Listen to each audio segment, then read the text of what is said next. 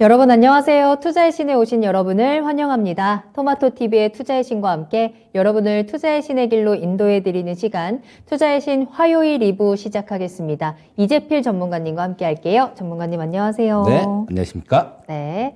자, 오늘도 이재필 전문가님과 함께 종목에 대한 이야기 꽉 채워서 달려가 보도록 하겠습니다. 역시나 미니 강의 또 기다리고 있는 거 알고 계시죠? 앞으로 시장에 대한 쏠쏠한 꿀팁까지 여러분들 놓치지 마시길 바라겠습니다.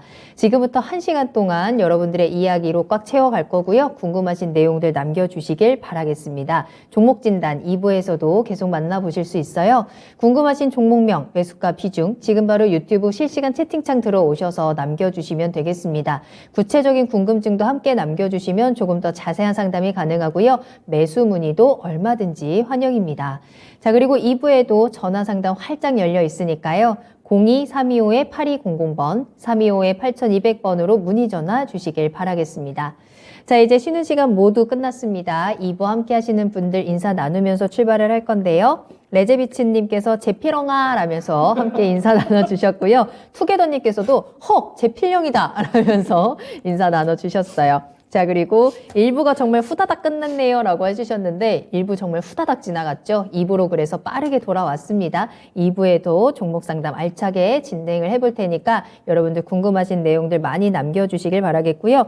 도효찬님 오셨네요. 출첵이요. 오늘도 좋은 강의 듣고 갈게요 라고 남겨주셨어요. 미니 강의 끝까지 함께 해주시고 종목에 대한 이야기도 많이 나눌 테니까 궁금한 내용들 남겨주세요. 한혜경님께서도 2부 출석 체크해 주셨습니다. 우리 제필엉아를 반겨주시는 분들이 많은데 오늘 왜 새삼스럽게 제필엉아에 이렇게 터지셨어요? 우리의 제필이 형이잖아요. 양봉 이재필 선생, 우리들의 제필이 형. 그 전부 다 한보라맨크님이 붙이신 별명 아니에요, 그거? 제필이 형은 우리 시청자분들이 해주신 걸걸요? 우리 친근하고 너무 푸근하고 너무 하지만 또 종목에 대한 이야기만큼은 또 확실하게 또 해주시는 우리 제필이 형과 또 1시간 이야기 나눠볼 테니까요. 궁금한 내용들 많이 많이 남겨주세요. 자, 그러면 첫 번째 종목 상담 바로 출발을 한번 해볼까요? 아, 그 전에 오늘장 이야기 나눠야죠. 그냥 넘어갈 뻔했네요. 자, 어제도 떨어졌는데 오늘도 또 떨어졌고요. 1월 한 달 그래도 잘 올라오나 싶었는데 이제 마무리를 이렇게 또 하락으로 하다 보니까 조금 아쉽기는 합니다. 오늘장 어떻게 보내셨어요? 주가가 빠지면 늘 아쉽죠. 아쉽죠. 근데 이런 부분 같은 경우는 제가 지난주 금요일 날 유튜브로 공개 방송을 했었거든요. 네. 근데 그때 좀 말씀을 드렸던 부분이에요. 그러니까 지난주 금요일 같은 경우 분위기 한참 좋았었죠. 맞아요. 그때 지금 뭐 최근에 ETF 같은 것들 이런 것들 운영하고 있는데 상방적으로 레버리지 ETF하고 그다음에 코스닥 150 ETF 갖고 있던 거 금요일 날 전량 싹 다 정리했다고 그 공개 방송에서 얘기를 했었거든요. 네. 어느 정도 조정이 예견이 돼 있던 그런 상황이었었고요.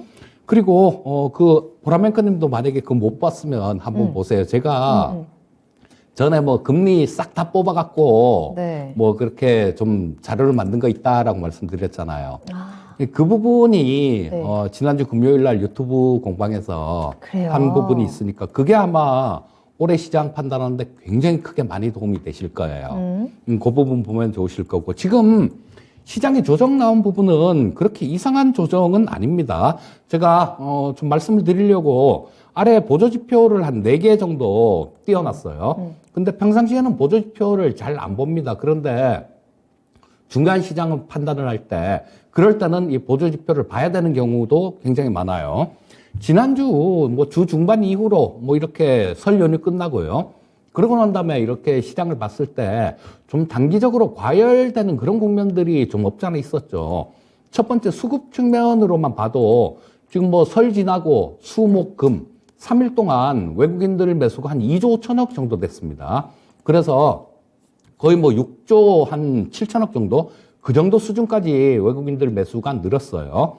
자, 그리고 뭐 그거 매수 늘어나는 건 좋은데 다른 보조 지표들 그러니까 지금 가장 위에 이렇게 띄워놓은 거 이게 ADR 지표인데요. 이 ADR 지표 같은 경우도 그렇고 그 다음에 이거는 상승 종목과 하락 종목의 직전 20일 동안 그 수를 이렇게 계산을 해서 이 ADR 지표가 100이라면 같다라는 얘기예요. 누적 상승 하락 개수가 같다라는 얘기고 100보다 높으면 상승 종목이 많았다라는 얘기고 100보다 낮으면 하락 종목이 많았다라는 얘기인데 이 ADR 지표 같은 경우는 통상 120 정도 이상까지 이렇게 움직이면 과열권으로 판단을 합니다.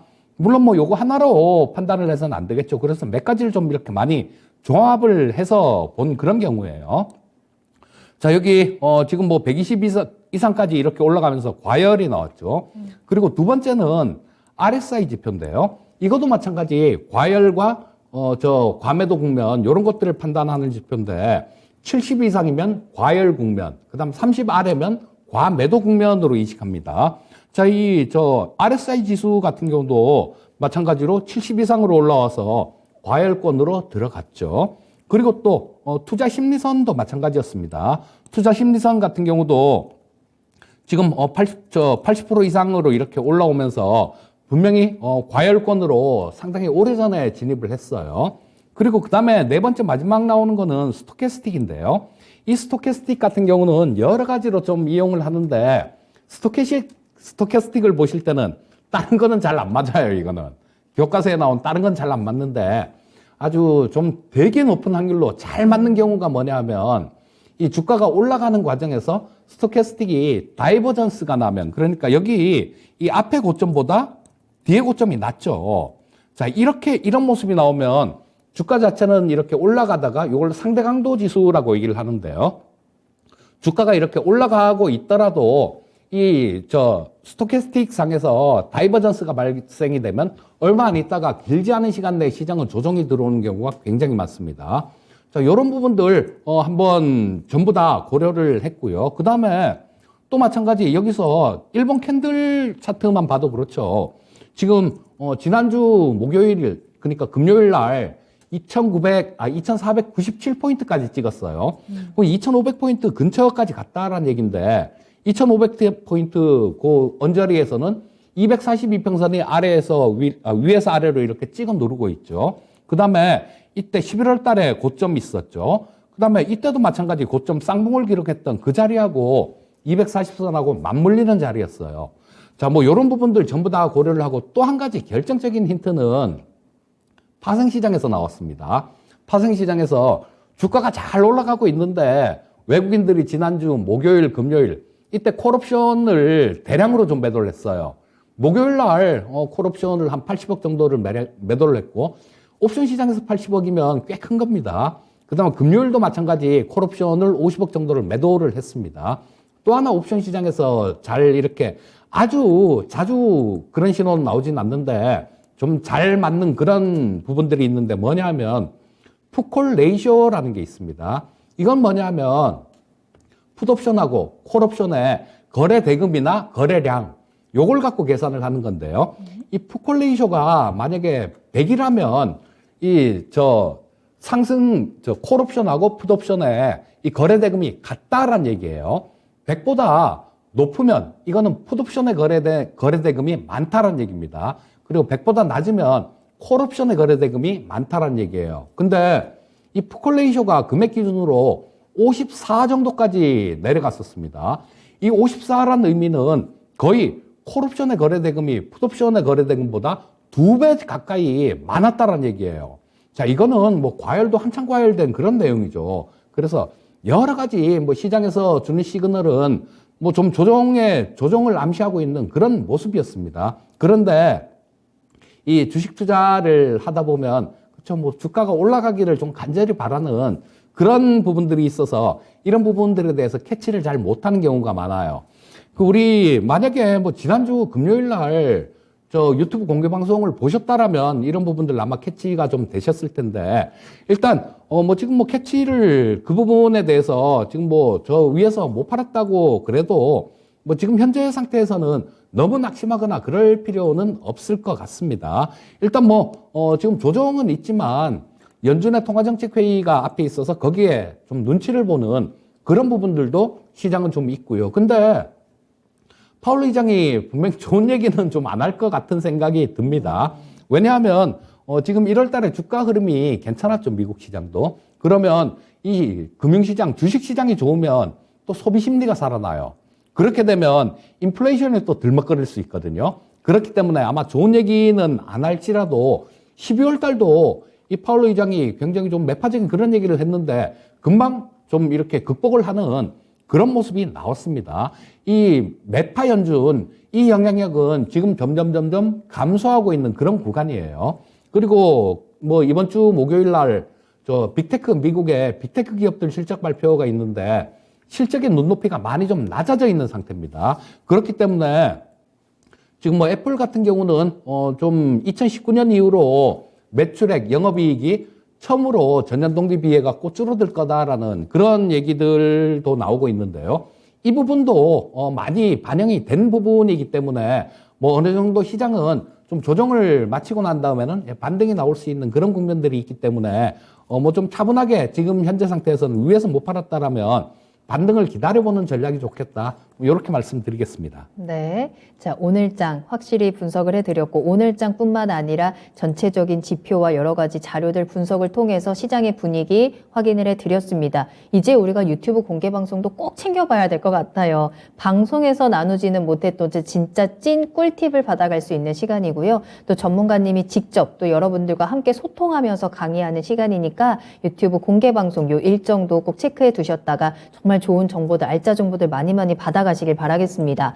그럼 이쯤에서 궁금한 건 전문가님 또 공개 방송 일정이 계획된 게 있으세요, 지금? 아직까지는 없어요. 아이, 큰일 났네. 제가 공개 방송을 그렇게 자주 하는 스타일은 아니라서. 그러니까. 자, 일단 지난주 금요일에 했었던 공개 방송은 저희 유튜브 채널에 또 올라와 있을 거예요. 한 번씩 같이 체크를 하시면서 앞으로 시장 방향성의 팁들 얻어가시면 좋을 것 같고요. 자, 그럼 지금부터는 이재필 전문가님과 함께 종목에 대한 이야기를 한번 나눠보도록 할게요. 종목 진단 시작하겠습니다. 궁금하신 종목명, 매수가, 비중 지금 바로 유튜브 채팅창에 남겨주시길 바라겠고요. 매수하고 싶으신 종목들 어떤 거 가지고 있는지, 또 시장에 대해서 어떤 궁금증 가지고 계시는지 함께 남겨주셔도 좋습니다. 그리고 전화로도 이야기 나눌 수 있으니까요. 02-325-8200번으로 문의 전화도 주시길 바랄게요. 자, 오늘 또 많은 분들 함께 해주고 계시는데요. 나우이즈님, 공개방송 일정 체크해놔야겠어요. 이재필 전문가님, 오호 하셨는데 아직까지는 없다고 하시는데 잡히는 순간 제가 가장 먼저 알려드릴 테니까 일정 꼭 체크해 두시길 바라겠고요. 박영희님과 만두님, 벙벙님, 동백꽃 피는 날님 2부에서도 함께 해주고 계시고, 권병래님 오셨네요. 반갑습니다. 김연하님 오셨고, 붕어빵 계란빵님께서 또 종목도 함께 남겨주셨는데 저희가 이야기 나눠보도록 하겠고요. 조조규사님 모두 반갑습니다. 자, 그러면 첫 번째 종목입니다. 저희 하나시스템 살펴볼 건데요. 야후님의 종목이에요. 매수가는 15,000원, 비중은 10%. 안녕하세요. 이재필 선생님께 진단 부탁드립니다. 라고 남겨주셨어요. 자, 하나시스템 오늘 4% 상승을 했고요. 13,350원에 거래를 마쳤습니다. 15,000원에 매수를 하셨기 때문에 정말 이 급락을 견디시고 최근에 반등이 그래도 좀 반가우실 것 같은데요. 수익권에 들어올 수 있는 방법이 있는지 하나시스템 전망 어떻게 보세요? 자, 이 하나시스템 같은 경우는 올해 이렇게 조금 고생한 이유는 딱 하나 뭐 실적 때문인 것 같습니다. 작년보다 올해 실적이 상당히 좀 많이 줄어든 모습, 재작년보다 작년 실적. 제가 자꾸 올해라고 얘기를 하네요. 바뀐 지가 얼마 안 돼서. 근데, 뭐 이 실적, 그러니까 작년 실적이 아마 좀 바닥권이 아닐까 싶은 그런 생각이 들어요. 줄어도 좀 너무 많이 줄었습니다. 자, 보시면, 이 하나시스템이 재작년 같은 경우는 1,100억 정도 영업이익 기준 흑자가 발생됐는데요. 뭐 작년 같은 경우는 한 416억 정도밖에 발생이 안 돼요. 자, 뭐 이 부분은 ICT 쪽이 좀 많이 이렇게 쪼그라드는 그런 모습이라서 뭐 이렇게 실적 부분들이 안 좋아졌는데요. 자, 매출 구조를 한번 하나시스템의 매출 구조를 보게 되면 거의 뭐 한 70% 이상이 방산 쪽입니다. 그리고 ICT 쪽이 한 27% 정도밖에 안 돼요. 자, 그러면 이 방산 쪽이 매출 비중의 거의 대부분을 차지하고 있으니까 우리나라 방산 사업이 좀 좋은 그런 국면이다라면 주가도 상승할 수 있는 모습이다라고 볼 수 있겠죠. 작년에 우리나라 방산 수출을 한 100억 불 정도 수출을 계획을 했었어요. 그런데 여기저기서 대박이 좀 많이 터져서 재작년에 한 70억 불 정도를 수출했는데요. 작년은 거기다 앞에 일자를 하나 더 붙여서 170억 정도 수출을 했습니다. 그리고 뭐 올해 같은 경우도 굉장히 많이 이렇게 팡팡 터져요.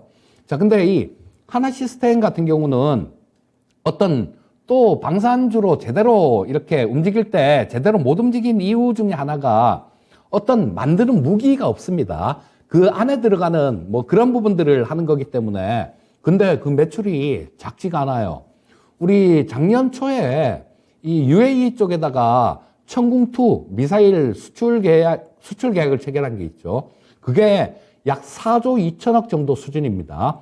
근데 그 중에 한 1조 2천억 정도는 이 하나 시스템에서 매출로 잡히는 그런 부분이에요. 그리고 뭐 저 하나에어로스페이스가 한 4천억 정도, 나머지가 LIG 넥스원이고, 그렇기 때문에 이 방산 쪽들 이런 쪽이 좀 커져 간다라면 분명히 좋은 그런 모습이 나올 걸로 그렇게 예상하고 있는데요.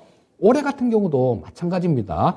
지금 뭐 노르웨이 쪽에서도 우리나라 저 뭐 K2 흑표전차나 K9 자주복 같은 것들, 이런 것들에 대해서 상당히 좀 관심이 많습니다. 그리고 올해도 방산 쪽이 아마 저 계약 체결될 부분, 이런 부분들이 굉장히 많을 거예요.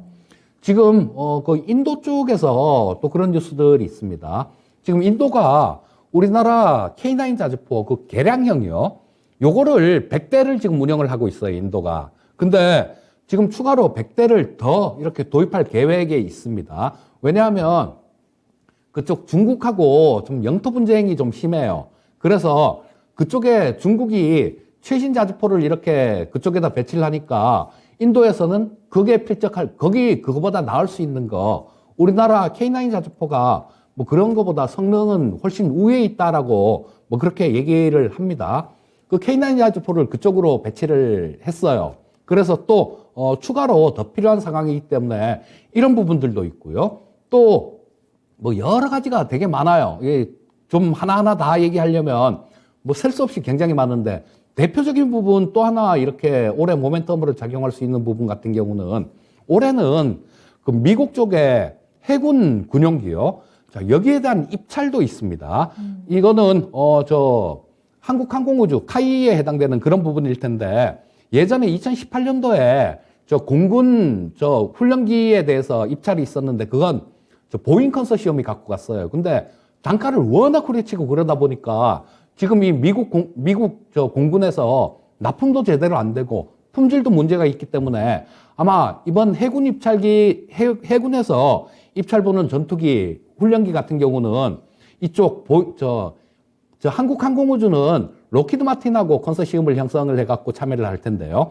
이쪽 컨소시엄에 낙찰이 될 가능성이 굉장히 높습니다. 그래서 올해도 마찬가지로 이 방산 수출 이런 부분들은 굉장히 좀 많이 증가될 수 있는 그런 환경이에요. 자, 그러면 이 하나 시스템은 충분히 좀 이렇게 기다려 볼 수 있는 그런 종목이다라고 볼 수 있을 것 같고요. 다만 우리 시청자님 매수하신 가격이 15,000원대 정도, 그 정도에서 매수를 하셨는데요. 자, 지금 15,000원대 정도는 그 정도에서는 딱 그 가격 정도예요. 걸리는 그런 부분들이 좀 있습니다. 자, 여기서 한참 거래가 많이 됐었죠. 우리 시청자님 매수하신 바로 그 가격대 15,000원 플러스 마이너스 뭐 1,000원 정도 전후해갖고 굉장히 좀 거래가 많이 된 부분이 있습니다. 자, 여기서 그만큼 많이 물렸다는 얘기는 주가가 올라가다 보면 이쯤에서는 저항을 받을 수 있다라는 얘기로 해석할 수 있을 겁니다. 뭐 지금 뭐 비중 10% 정도 비중이다라면 이쪽에서 좀 이렇게 가다가 좀 조정이 있더라도 좀 들고 가볼 만한 그런 비중이다라는 생각인데요. 근데 뭐 방산 쪽을 보시려면 이 하나 시스템보다 좀 더 좋은 부분들이 있죠. 뭐 아까 말씀드렸던 한국항공우주라든가 뭐 저런 것, 뭐 현대 로템도 괜찮은 그런 부분들이고요. 자, 그렇기 때문에 일단 뭐 좀 들고 가셔도 큰 상관은 없을 것 같은데요. 15,000원대 정도, 그 정도 수준에서는 정리하고 다른 쪽 방산주로 조금 한번 갈아타 보시는 전략도 좋겠다라는 생각입니다. 하나 시스템이 가지고 있는 모멘텀들 하나하나 자세하게 설명을 도와주셨고요. 이런 모멘텀들 가지고 있으면서 주가는 조금 더 올라갈 수 있습니다만 지금 딱 시청자님 매수하신 가격대 요 15,000원에 걸려 있는 상황입니다. 따라서 조금 더 기다리셨다가 매수가 근처에서는 매도 타이밍을 한번 잡아보시는 것도 고려해 보시면 좋겠네요. 자, 이재필 전문가님과 함께하는 종목 진단 계속해서 진행이 되고 있으니까요. 여러분들께서는 유튜브와 전화 상담을 통해서 여러분들의 궁금한 궁금증 보내주시길 바라겠습니다. 종목명, 매수가 비중 꼭 같이 올려주셔야 하고요. 02-325-8200번 전화번호로 지금 바로 문의 전화 주시면 되겠습니다. 다음 상담 만나볼게요. 이번에는 전화로 이야기 나눕니다. 시청자님 안녕하십니까?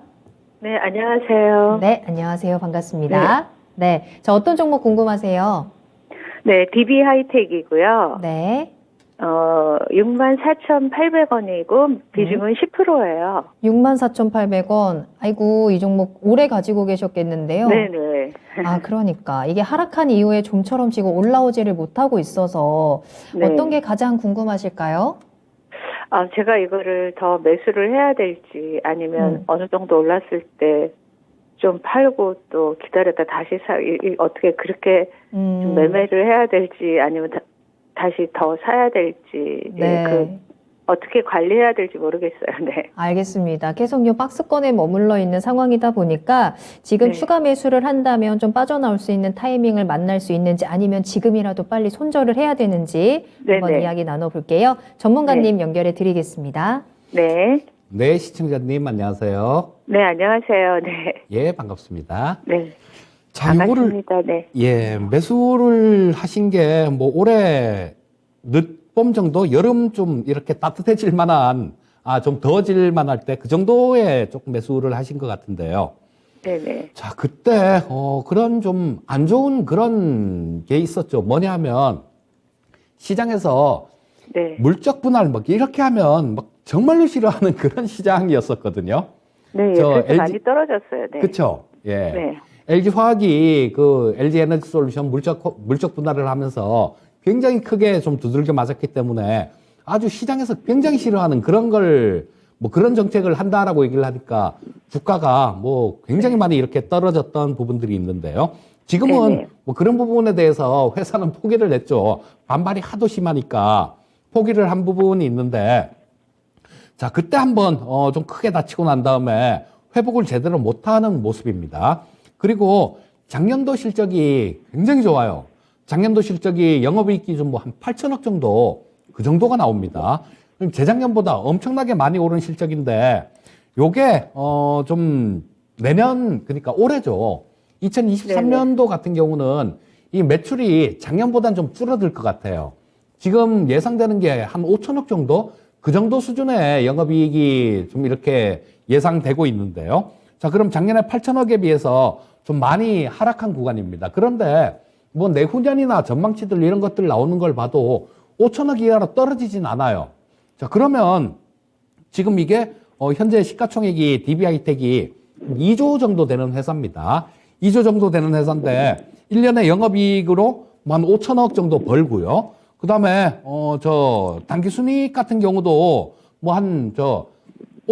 내년 같은 경우는 올해 같은 경우는 한 4천억 정도, 그 후년 같은 경우도 한 4천억 정도 이상은 나와요.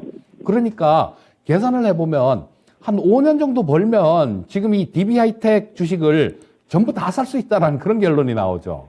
네. 그러면 실적은 좀 줄어들더라도 이게 주가 자체는 상당히 싼 구간에 와 있다라고 보셔야 돼요. 그리고 네. 이 DB하이텍 같은 경우는 파운드리 업체라 그래서 이 반도체 같은 경우는 삼성전자나 뭐 SK하이닉스 같이 반도체를 설계도 하고 만들기도 하고 그런 기업도 있고요. 또 팹리스 업체라 그래서 요거를 좀 퀄컴처럼 반도체를 설계만 하는 기업도 있습니다. 그리고 DB하이텍처럼 반도체를 설계해서 갖고 오면 만들어주는 그런 기업도 있어요. 근데 이 DB하이텍 같은 경우는 8인치 이 웨이퍼, 그러니까 웨이퍼 크기에 따라서 8인치, 12인치 뭐 이렇게 구분을 하거든요. 근데 그 8인치 웨이퍼를 요거만 하는 기업은 이 DB하이텍 밖에 없고 뭐 SK하이닉스 쪽이나 삼성전자 쪽에서도 이 8인치 그 웨이퍼를 하긴 해요. 그런데 그쪽에 주력해서 하지 않고 이걸 주력해서 하는 기업은 이 DB하이텍 밖에 없습니다. 그러니까 뚜렷한 이 우리나라에서 큰 경쟁자랄까? 뭐 이런 부분들이 없어요. 그래서 어느 정도 실적은 계속 이렇게 유지를 할 수 있는 그런 기업입니다. 근데 조금 아쉬운 부분들은 회사에서 좀 증설 계획이나 이런 것들을 대규모로 좀 이렇게 발표를 하면 주가는 좀 탄력을 받을 수 있을 텐데 하는 그런 아쉬운 생각은 좀 듭니다. 그래서 우리 시청자님 지금 뭐 매수하신 가격이 64,800원 정도면 꽤 좀 머네요. 자, 근데 지금 현재 상태에서는 뭐 이거를 잘라 팔 필요는 없을 것 같습니다. 아까 말씀드렸듯이 이 실적 부분들이 내년 같은 경우도 뭐 올해보다 줄진 않아요. 단지 올해가 작년보다 줄어드는 그런 모습인데, 그거는 지금 주가가 이만큼 빠지면서 다 반영이 됐다라고 봅니다. 자, 그래서 지금은 시간이 좀 필요한 뭐 그런 상태다라고 보시면 될 것 같고요. 다행히 뭐 지금 최근 움직임 같은 경우는 그렇게 나쁘지는 않습니다. 보면 가장 밑에 있는 게 신용인데요. 자, 신용 잔고가 많이 줄어들고 있죠. 그리고 최근 들어서 요게 외국인들 수급입니다. 외국인들도 꾸준히 계속해서 조금씩 매수가 들어오고 있어요. 그렇다면 이렇게 주가가 많이 빠진 상태에서 팔 필요는 없다. 자, 현재 상태에서 좀 그냥 보유 의견 말씀드리겠고요. 처음에 저항선 부분들을 1차 저항선 부분들을 한번 설정을 해보면 52,000원 정도, 그 정도에서는 한번 걸릴 수 있을 것 같습니다. 그리고 만약에 뭐 이 실적 부분들이 있기 때문에 결국은 이 52,000원의 가격, 이것도 시간의 문제가 될 것 같긴 하지만 돌파를 할 것 같아요. 그러고 난 다음에는 뭐 이게 돌파가 되면 우리 시청자님 매수하신 가격 그 65,000원대 정도, 그 정도까지도 그렇게 크게 어렵지는 않다라는 생각입니다. 그러니까 시간은 좀 이렇게 많이 필요한 그런 부분들이 있겠지만 여기서 버리긴 아까운 종목이에요. 자, 그냥 조금 편안하게 보유하시는 전략을 말씀드리겠고요. 추가 매수는 지금 상태에서는 이 반도체 섹터 쪽이 글쎄 뭐 조금 얘기가 뭐 반도체 바닥을 치는 뭐 그런 업황이 바닥을 치는 그런 부분들도 있긴 합니다. 그래서 자, 이 DB하이텍 말고 이 반도체 섹터 중에 조금 작년보다 올해 실적이 재작년보다 작년 실적이 좋고, 작년보다 올해 실적이 좋고, 올해 실적보다 내년 실적이 좋을 수 있는 이런 종목들이 간혹 있거든요. 요런 종목들 뭐 지금 한 가지 그냥 좀 이렇게 꼽아보라면 월덱스 같은 종목도 뭐 그런 부분에 해당이 될 수 있을 거고요. 또 이 극자외선 블랭크 마스크라는 게 있는데 요거는 우리나라 거기서 이 펠리클이라는 것도 길어지는데 이거 좀 너무 길어지는 것 같으니까요. 일단 월덱스 같은 종목들 요런 쪽으로 조금 추가 매수는 그쪽 부분들을 보시고요. DB하이텍은 현재 갖고 있는 그 정도 수준만 좀 보유하시는 게 좋을 것 같습니다. 네. 감사합니다. 네. 시청자님, 지금 이렇게 손실로 팔기에는 조금 아깝다. 따라서 조금 더 보유해보자라고 말씀해 주셨으니까요. 참고해 보시고 저희 함께 또 응원할게요. 네, 감사합니다. 네, 감사합니다. 네. 사실 이 반도체 이야기하면 또 이것도 1시간 가득 채울 수 있는 이야기여서 그래도 딱 요점 정리해서 잘 정리해 주셨고요. 여러분들께서도 같이 참고를 해보시면서 앞으로 방향성 찾아보시길 바라겠습니다. 자, 계속해서 상담 이어가고 있고요. 여러분들 종목도 올려주시길 바라겠습니다. 레제비츠님께서 갈비는 뜯어야 마시고 주식은 수익이 나야 마시고 토비는 괴롭혀야 마시다.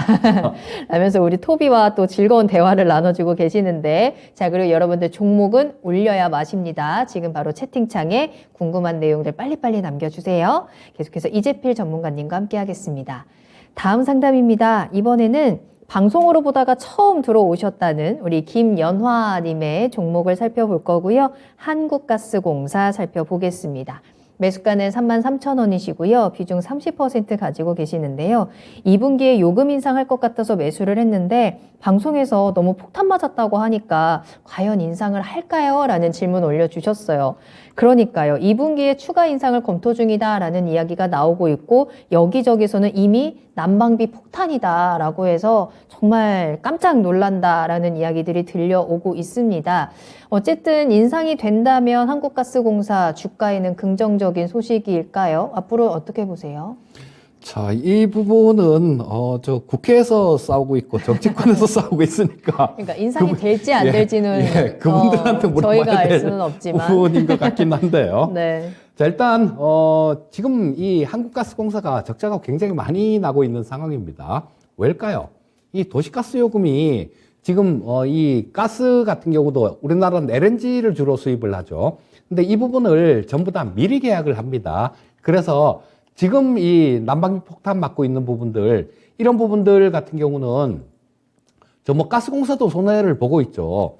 자, 이 부분은 그 과거에 했던 부분들 때문에 지금 적자가 많이 나고 있는 거예요. 그리고 지금 현재 상태는 이 도시가스 요금, 그러니까 천연가스가 가격이 굉장히 많이 떨어졌습니다. 그래서 이 2분기 같은 경우도 좀 많이 이렇게 저 요금 폭탄 뭐 이런 얘기도 있지만요.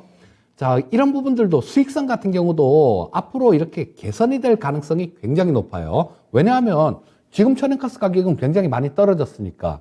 자, 그래서 뭐 이런 부분들 요금 인상이 사실 없다고 하더라도 어느 정도 시간이 지나면 이 수익성은 해결이 될 수 있는 그런 부분들도 좀 있다라고 보셔야 됩니다. 근데 지금 보니까 제가 요 대기실에서 잠깐 이렇게 뉴스들 검색하다 보니까 파주에서는 전 시민들 20만 원씩 난방비를 이렇게 지원금을 준다라고 그런 얘기를 해요.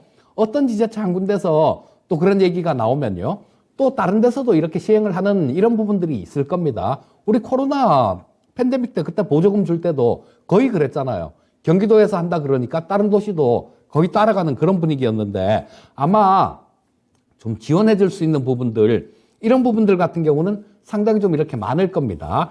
자, 그래서 이 요금 같은 경우도 뭐 되게 많이 지금 난방비 폭탄 이렇게 얘기를 하는데, 이 부분도 아마 시간이 조금만 지나면 조금 줄어들 거예요. 그리고 이 난방비 도시가스 요금 같은 경우는 저는 올라갈 수 있다라고 봅니다. 왜냐하면 이런 부분들을 방치를 해놨다가 한전이 뭐 30조가 적자가 나네, 이런 얘기들을 듣고 있잖아요. 그래서 이런 비판을 또다시 좀 이렇게 듣고 싶진 않을 거예요. 그러니까 도시가스 요금도 적정선으로 올라가고 또 이 천연가스 가격이 떨어지면서 수익성은 찾을 겁니다. 그래서 뭐 일단 지금 뭐 33,000원 정도의 매수를 하셨다라면 크게 무리 없는 그런 가격에 매수를 하신 것 같아요. 다만 이 부분을 보시게 되면 만약에 뭐 제가 했던 그런 부분들을 도시가스 요금이 또 갑자기 이렇게 뭐 안 올려 이럴 수도 있는 거고요. 천연가스 요금이 또 뭐 날씨가 갑자기 뭐 어떻게 된다든가 그래 확 변할 수도 있습니다. 그래서 그런 부분들을 대비해 갖고도 대비책을 조금 세워놔야 될 텐데요. 지금 현재 상태에서는 그냥 보유를 하시는 게 좋을 것 같아요. 근데 이 주가가 만약에 전저점을 찍은 게 50원을 전저점을 찍었네요.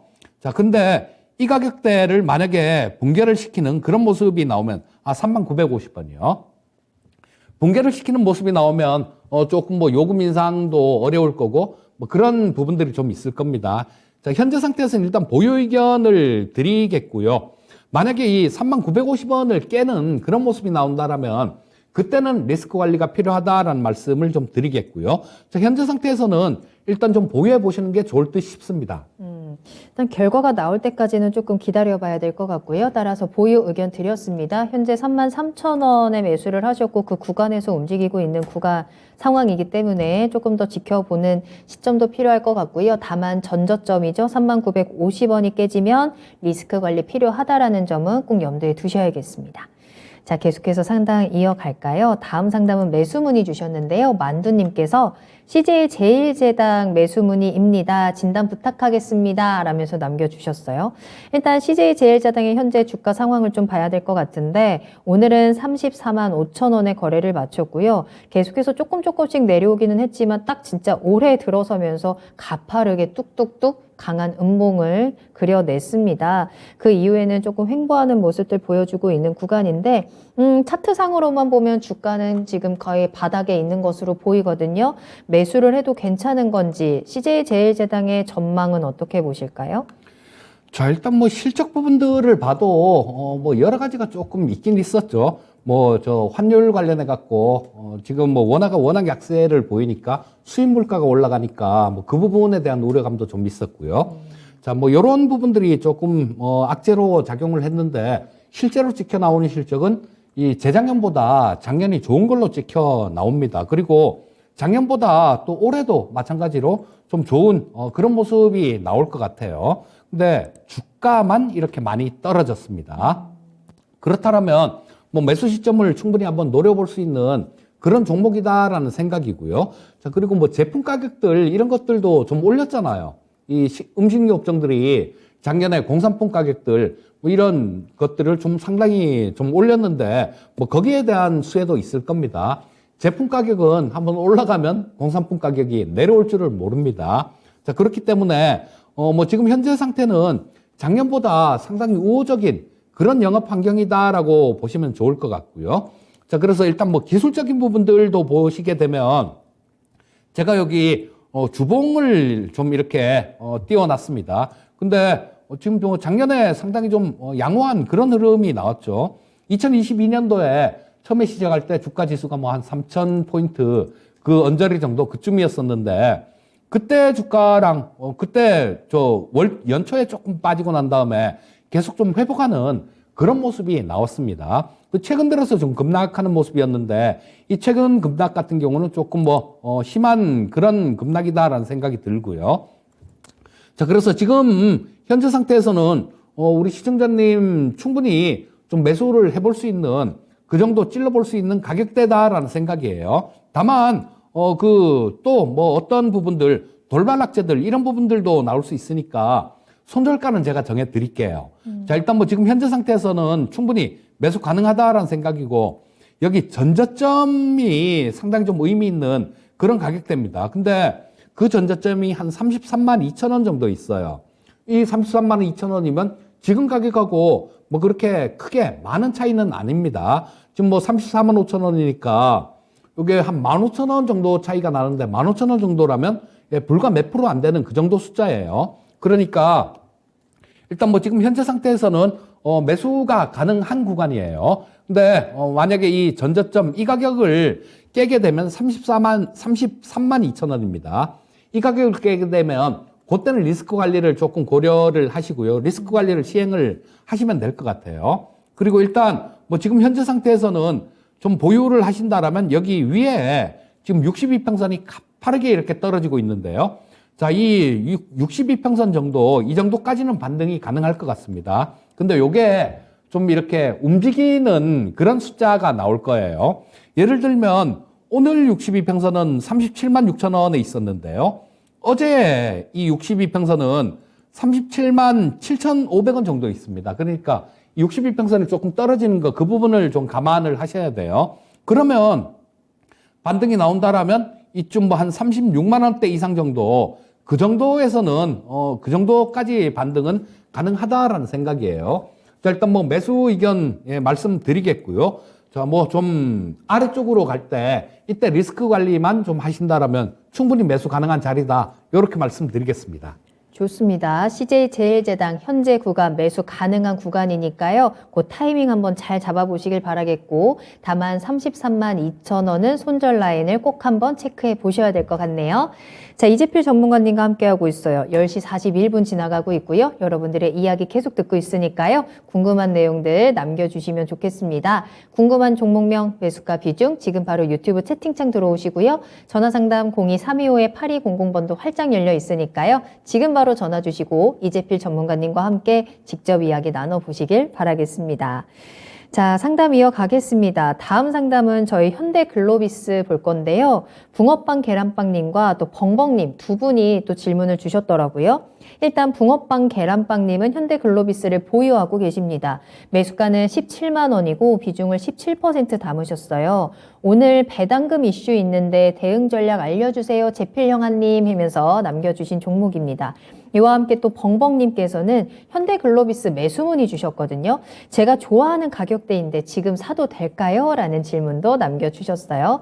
자, 그런 의미에서 현대글로비스 일단 주가부터 살펴보자면 오늘 크게 하락을 했습니다. 어제 오늘 합쳐서 18만 원대에서 16만 원대로 뚝 떨어지는 모습 나타났는데요. 오늘도 6% 넘게 떨어졌고요. 16만 5,900원에 거래를 마쳤습니다. 그래도 다행인 건 매수가가 그렇게 높지 않다라는 것, 그리고 이렇게 떨어진 구간에서 벙벙님께서는 매수 타이밍을 한번 노리고 계신 거고요. 말씀해 주셨던 배당금 이슈, 현대글로비스가 배당금을 50% 정도 늘리겠다라는 이슈가 오늘 나왔습니다. 이러한 부분들이 앞으로 주가를 어떻게 또 끌고 나갈지 대응 전략과 함께 또 매수 타이밍도 같이 짚어볼까요? 자, 이 현대글로비스 같은 경우는 지금 실적을 제가 확인은 못했어요. 근데 아마 뭐 실적 발표 즈음 해갖고 뭐 이런 주가 급락이 나왔으니까 그 실적에 대한 실망감으로 주가가 급락한 게 아닌가 싶은 생각이 들고요. 자, 뭐 회사에서도 지금 좀 신경을 쓰고 있는 것 같습니다. 뭐 종목 뉴스들 이런 걸 보게 되면 배당 성향을 높인다, 뭐 이런 뉴스들이 나오는데요. 자, 요게 지금 연간 한 3,500원 정도? 그 정도 배당을 하고 있어요. 계속해서 3,500원, 뭐 3,800원 요 정도 배당을 하고 있으니까 이쯤에서 50% 정도 배당을 높인다라면 5,000원대 정도, 그 정도 배당이 나오죠. 그러면 16만 원대니까 뭐 아주 굉장히 높은 배당이다 이렇게 얘기를 할 수는 없겠지만 그래도 배당 수익률 치고는 꽤 괜찮은 그런 수익률이 나올 겁니다. 자, 지금 뭐 현재 요게 현대글로비스 같은 경우도 보유하고 매수를 좀 노리고 계신 분 같은 경우는 한 번 정도 더 빠지면 뭐 그때는 단기적으로 좀 들어가 봐도 괜찮은 그런 시점이겠다라는 생각이 좀 들고요. 자, 근데 단기간에 좀 V자로 이렇게 반등이 나오기는 조금 어려울 것 같은 게 수급이 좀 꼬여 있어요. 자, 보시게 되면 오늘 이 기관이 뭐 한 15만 원 정도 매도를 했습니다. 그리고 외국인도 마찬가지로 보시게 되면 한 8만 3천 주 정도 매도를 했어요. 기관하고 외국인이 같이 이렇게 매도를 하면서 주가가 좀 밀린 겁니다. 자, 그러면 뭐 당장 이렇게 V자로 이렇게 돌아선다라고 볼 수는 없고요. 다만 지금 뭐 매수 내일 한 번 정도 더 떨어지면 매수가 가능하겠다라고 말씀드린 부분들은 여기서 한 16만 원대 근처 정도, 이 정도 가격에서 보시면 몇 가지 계속해서 좀 지지를 받았던 그런 구간들이 있어요. 그렇기 때문에 또 이 부분도 그렇게 쉽게 깨지는 않을 것 같습니다. 자, 이 현대글로비스 같은 경우는 지금 뭐 시가총액이 한 6조 2천억 정도 되는 그 정도 되는 기업인데요. 자, 보시면 뭐 영업이익이 작년 그러니까 2021년도에 굉장히 많이 늘었습니다. 뭐 1조 1천억 정도 수준까지 늘어났고요. 작년에는 1조 7천억 정도 수준으로 훨씬 더 많이 늘어나는 그런 모습입니다. 또 올해 이 현대차 같은 경우 현대차에서도 그런 발표를 했죠. 뭐 판매 기준으로 가장 많이 판매를 하겠다. 이런 포부를 내놨는데요. 이 현대차에 차량이 많이 팔리면 현대글로비스는 당연히 따라서 좋아지는 겁니다. 그래서 올해 실적 같은 경우도 뭐 작년에 못지않은 그런 실적이 나올 수 있을 것 같아요. 자, 영업이익 뭐 1조 7천억 정도 나오는데 시가총액이 6조 정도라면 이것도 굉장히 싼 그런 기업 중에 하나죠. 이런 부분들이 이 주가의 하락을 방어하는 그런 역할로도 작용할 겁니다. 자, 시간은 좀 필요할 것 같겠지만 일단 뭐 내일 한 번 정도 오늘 이 충격이 있으니까 한 번 정도 더 마이너스가 나올 수도 있어요. 그러면 충분히 뭐 매수 가능한 구간이다라고 말씀드리겠고, 다만 조금 보유하고 계신 경우는 한 번 정도는 더 떨어질 수 있다라는 거, 그런 부분 조금 감안을 하시고요. 일단 뭐 떨어져도 좀 보유하고 계시다 보면 매수하신 가격대 정도는 충분히 회복할 수 있을 것 같으니까 일단 급하게 파실 생각은 하지 마시고 좀 차분히 보유해보는 전략을 말씀드리겠습니다. 네. 현대글로비스입니다. 신규 매수 가능하고요. 보유도 가능합니다. 매수가까지는 충분히 회복할 수 있다라는 전망까지 참고해 보시면 좋겠습니다. 자, 이렇게 오늘 이재필 전문가님과 함께 여러분들의 궁금증 모두 다 해결을 도와드렸고요. 지금부터는 또 앞으로 시장에서 그럼 나는 어떤 종목과 어떤 섹터에 주목을 해야 되는지 미니 강의를 통해서 이야기를 들어보도록 하겠습니다. 제가 살짝 봤는데 AI더라고요, 주제가. 예. 오늘 뭐 요즘 시장에서는 AI가 가장 정말 핫하잖아요. 그렇죠. 어떤 내용 들어볼까요? 자, 이 4차 산업혁명 관련해갖고, 그때 2017년도부터 시작해서 네. 야인 시대를 한 3년 정도 와. 이렇게 금산 전문가님하고 같이 했는데요. 그때도 매번 이 미니 강의를 했었어요. 근데 그때 이 4차 산업혁명에 대해서 한 60몇 강인가를 연달아서 그냥 해버린 적이 와, 있거든요. 60몇 강을. 그런 부분들이 하나하나 지금 계속 다 현실화가 되고 있는데요. 그때도 AI 관련되는 부분들도 굉장히 좀 강의를 많이 해드렸어요. 근데 올해 같은 경우는 지금 오늘 강의 같은 경우는 이 핵심이 뭔지 그 부분 뭐 장황하게 이렇게 말씀드릴 부분들은 시간은 안 되고요. 핵심이 되는 것들 그런 부분만 좀 이렇게 추려서 좀 말씀을 드리도록 하겠습니다. 네. 자, 지금 뭐 이슈가 있죠.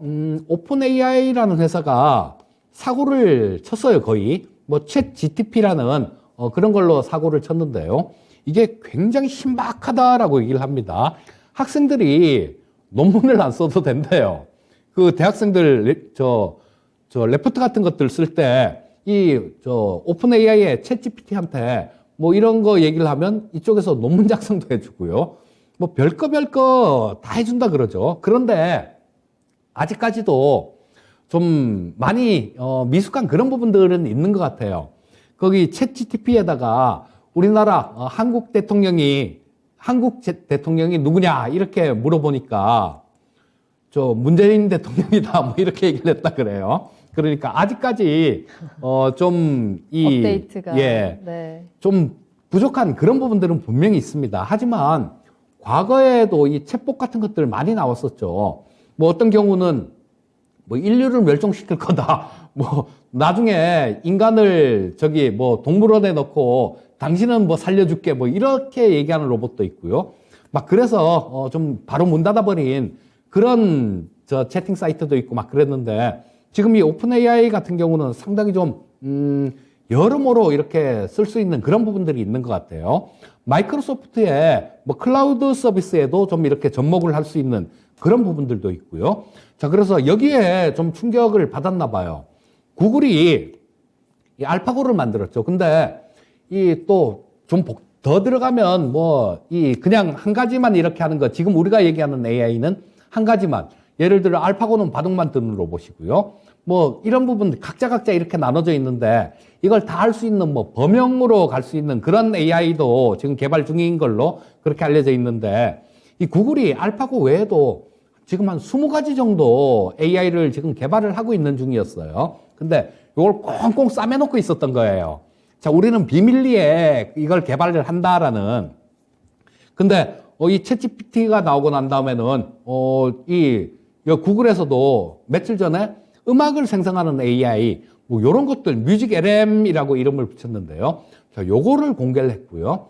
중국도 이렇게 좀 여기에 따라오고 있는데 중국 AI 기술이 만만치 않습니다.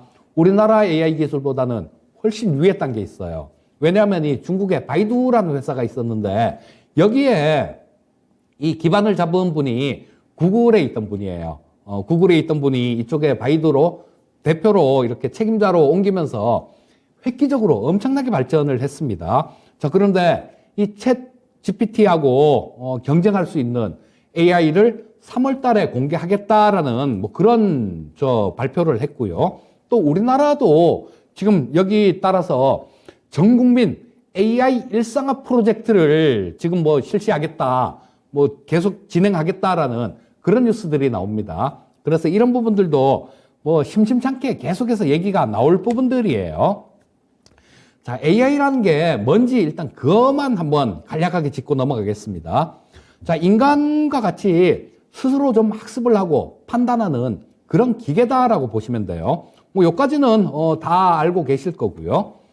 AI의 역사가 굉장히 짧을 것 같은데요. 왜냐하면 우리가 인공지능이라는 걸 인지한 거는 알파고, 2016년도에 이세돌 구단하고 바둑을 떴던, 그전에도 뭐 체스 세계 챔피언 이기고 그랬지만요. 그 바둑에서 이세돌 구단을 이기고 난 다음부터 굉장히 좀 유명해졌는데, 사실 이게 역사는 한 50년 정도 됩니다. 그래서 그 전에 과학자분들 같은 경우는 야, 이거 인공지능이라는 거 이거는 당분간 안 돼, 아주 먼 미래에나 가능할 거야 라는 그런 얘기들을 했었어요. 근데 이게 2012년도 들면서 굉장히 획기적인 그런 성장을 합니다. 이 딥러닝이라는 뭐 이런 방식을 좀 도입을 했는데요. 처음에 이거를 한 게 데미스 하사비스라는 분이죠. 지금 구글의 최고 경영자로 있는 분입니다. 자, 근데 이분이 컴퓨터를 300대를 이용을 해서요. CPU 1200개, 그 다음에 GPU 2000개를 이렇게 연결을 했어요. 이렇게 연결을 한 거, 그러니까 성능은 굉장히 좋은 엄청난 성능을 갖고 있는 컴퓨터가 됐겠죠. 이걸 갖고 유튜브를 1000만 시간을 공부를 시켰거든요. 그전에는 이 AI가 개와 고양이를 구분을 못했습니다. 왜 못했냐면, 야, 개는 뭐 이렇게 생긴 거야. 다리가 4개 있고, 뭐 귀가 어떻고, 뭐 이런 특징들을 AI한테 공부를 시키다 보니까 그 개에 대해서는 아는데 구분을 못했어요. 근데 이 1000만 시간을 유튜브 학습을 시키고 난 다음에 사물을 구분할 수 있게 됐습니다. 자, 여기서 우리가 알 수 있는 부분들은 크게 2가지다라고 압축을 할 수 있겠죠. 뭐냐면 연산을 하는 컴퓨터 칩, 그리고 데이터. 이 2가지가 AI의 핵심입니다. 그리고 우리나라가 이 AI 쪽이 상당히 좀 뒤처져 있어요. 근데 굉장히 이 무서운 기계죠. 이 인공지능이 하루에 학습할 수 있는 그 양은요, 인간이 35.7년을 학습을 해야 할 수 있는 뭐 그 정도 분량입니다. 즉, 인간의 AI의 하루는 인간의 35.7년이에요. 자, 그러니까 이 부분이 뭐 어떤 지금 현재는 특정한 부분들, 이 부분에서만 적용이 되고 있지만 적용되는 분야가 넓어진다라면 정말로 비약적인 그런 발전을 할 겁니다. 자, 우리나라 지금 AI 일상화 프로젝트를 진행한다라고 얘기를 하는데요. 자, 이런 거예요. 지금 미국의 기술력이 현재 우리나라가 89.1% 정도밖에 안 되는데 이거를 2027년도까지 95% 수준까지 올리겠다. 그리고 시장이 지금 2021년도에 한 2조 6천억 정도 시장밖에 안 되는데 이거를 6조 6천억까지 시장까지 키우겠다. 또 AI를 일상화하겠다라는 이런 얘기를 하는데 기업의 AI 도입률을 지금 현재 2021년도에 14.7%에서 50%까지 이렇게 도입률을 올리겠다라는 얘기를 합니다. 근데 이거는 자연스럽게 이렇게 되고 어쩌면 이거보다 속도가 더 빠를지도 몰라요. 왜냐하면 AI를 이용하는 기업하고 이용하지 않는 기업하고 차이가 확 벌어질 겁니다. 그래서 자연스럽게 이렇게 갈 확률이 높아요. AI 전문 기업을 뭐 339개에서 1000개로 키우겠다. 자, 이렇게 계획을 잡고 있는데요. 말씀드렸죠.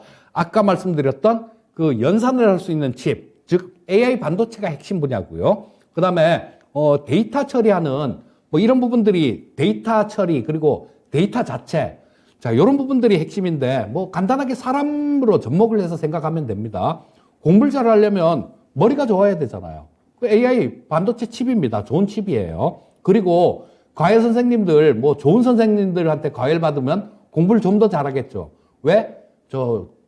양질의 데이터를 우리가 배울 수 있으니까. 그래서 그런 거죠. 자, 그래서 이 두 부분 좀 핵심으로 보시면 되는 거고, 지금 뭐 오픈 엣지 테크놀로지 같은 것들, 코난 테크놀로지 같은 것들, 이런 것들 너무 많이 올랐습니다. 이런 부분을 살펴보지 마시고, 데이터 관련해갖고, AI 시장이 커지면, 그쵸? 데이터 시장은 분명히 또 훨씬 더 커지게 됩니다. 그래서 아까 그 명인들의 복귀에서 잠깐 말씀드렸던 링네트 같은 종목들, 요런 것들 한번 잘 살펴보시면 나중에 좋은 그런 모습일 거고요. 요거는 안철수 테마하고 관련 있는 부분이니까 지금 한나라당이란다. 국민의힘 지금 뭐 대표 경선 관련해서 이런 부분들도 많이 화두가 되고 있으니까 좀 좋은 퍼포먼스를 보일 가능성이 높으니까요. 그런 종목 한번 살펴보시면 좋을 것 같습니다. 네. 자, 이렇게 오늘 이재필 전문가님과 함께 AI에 대한 확실한 분석까지 한번 해봤습니다. 정말 뜨거운 화두이자 앞으로 미래를 또 이끌어갈 새로운 산업이기 때문에 이 시장에서도 주목을 하고 있고 여러분들께서도 이 모멘텀을 꼭 같이 담으셨으면 좋겠습니다. 자, 그럼 이재필 전문가님과는 여기서 먼저 인사를 나눌게요. 항상 이렇게 시간이 빨리 지나갈까요? 오늘 감사합니다. 네, 감사합니다. 네. 자, 오늘 저희가 방송에서 전해드린 내용은 투자 판단에 대한 참고 자료입니다. 투자는 투자자 본인의 책임과 판단에 따라서 이루어져야 한다는 점 다시 한번 유의해 주시길 바랍니다. 오늘 하루도 모두 고생 많으셨고요. 저는 내일 이 시간에 다시 돌아오겠습니다. 시청해 주신 여러분 고맙습니다.